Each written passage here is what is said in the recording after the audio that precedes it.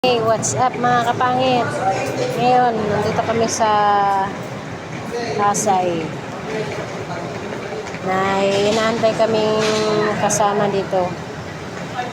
Yan yung dalawa Isay.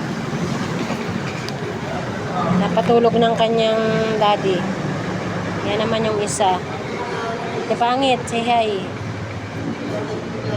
Pagod na yan, antok sa kantay.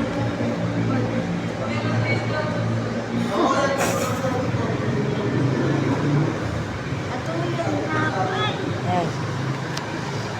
Ayan, dito kami nag-aantay.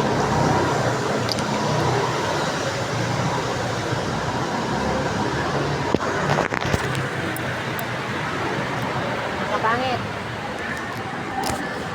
Ayan. Dito kami sa Alpha Mart. Dito sa bilihan na pagkain, di kami nagugutom. Kaya nagugutom kasi maraming mga pagkain dito.